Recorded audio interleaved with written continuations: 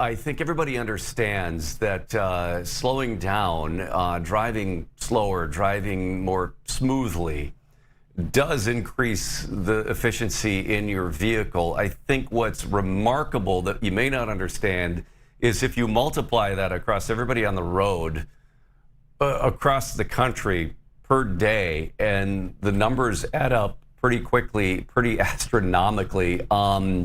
Let's bring in Professor Will Northrup, who's a professor of mechanical engineering at the University of Minnesota. Will, thanks for being with us today. Great, thank you for having me. Yeah, this was a research here. Let's see, let me pull up my information here. Nationwide study recently published in a peer-reviewed journal called Communications Sustainability. What's interesting is I think people comprehend that if they drive slower and more smoothly, that it does increase their fuel efficiency. What you looked at was really compiling these numbers across the country to look at daily savings, and those daily numbers I found were kind of hard to believe, really. It was incredible.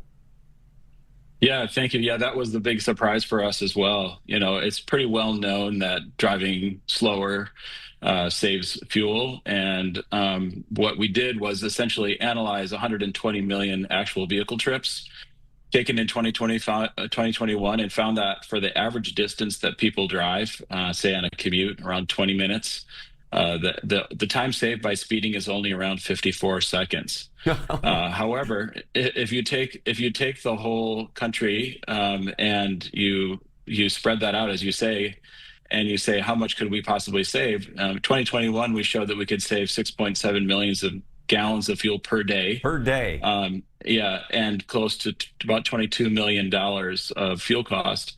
As you know, today's gas prices are quite a bit higher, and we're closing in on $4 per gallon.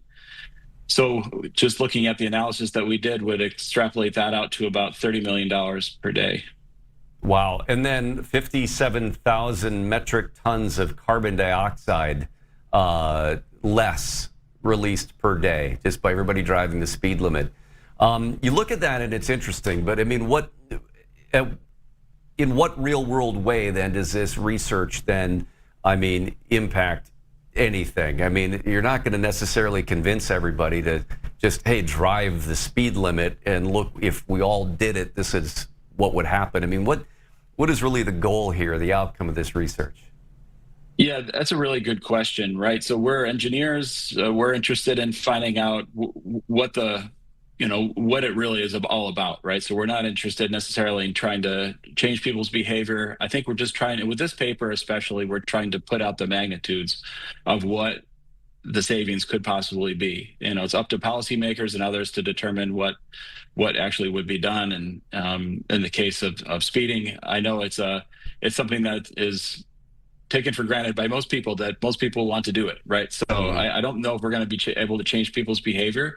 But really, I think just understanding the impact of speeding on the use of fuel is something that is important for society to know. Yeah, as part of your research, whether it's this or other projects, you looked at the history of the speed limit in the U.S. It was in the early to mid 70s when the speed limit was reduced across the country to 55 miles per hour. So that 55 mile an hour speed limit, which then manufacturers actually put a mark on the speedometers where 55 was, that was part of the requirements as well.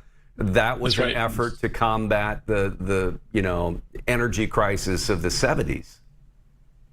That's right. It was we didn't do a deep dive into history, but clearly in 1973, they passed the Emergency Highway Energy Conservation Act. And that act set, as you said, rightly, set the speed limit to 55 miles per hour on the highways. That wasn't a random number either. What we find is that the 55 mark, and our research is not the only to find this, but that 55 mark is an optimum speed for smooth driving on the highway, or optimum driving in terms of fuel economy. Driving slower than that essentially has actually more of a penalty on time, disproportionate penalty on time, as well as traffic flow.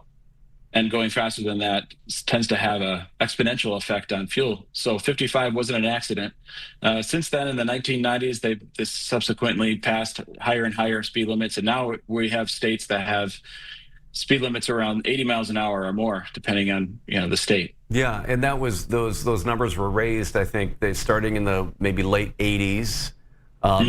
Certain roads were allowed to go up to 65 in certain areas, when rural areas, the interstates, and then it just kept changing and changing as fuel costs seemed to go down, and that emergency, I guess, or that need or urgency for it had passed.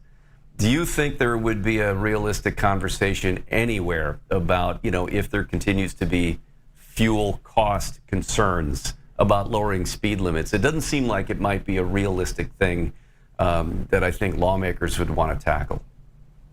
Yeah, it seems like a pretty charged issue to me, based on my personal anecdotal experience on the highways as a driver who does drive the speed limit.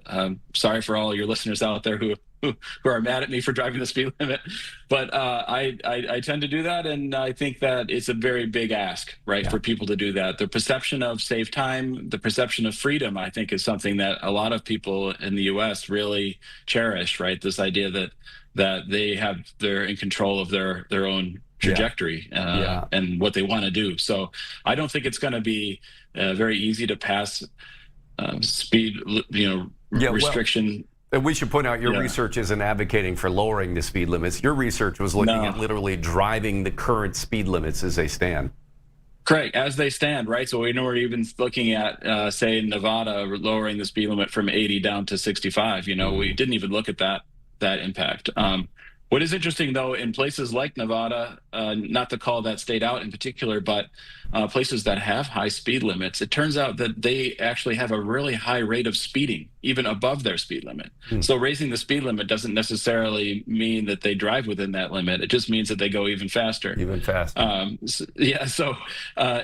not really sure how to reconcile the problem. I want to point out, though, what we're doing and showing here is fairly technology agnostic, right? So it doesn't, we're not advocating for a technology change or anything to change. Essentially, the main restriction, the main cause of this whole thing is the aerodynamic drag that exists on the outside of a vehicle. It goes up with the square, the square power of the speed, and the power or the fuel consumption goes up with the cube root or the cube of the speed. So it actually just goes up exponentially as you get higher. So no matter whether you're driving an EV, a hybrid, an engine powered car, these physics still apply. All right. Will Northrup, professor of mechanical engineering at the University of Minnesota. Thanks for the time today.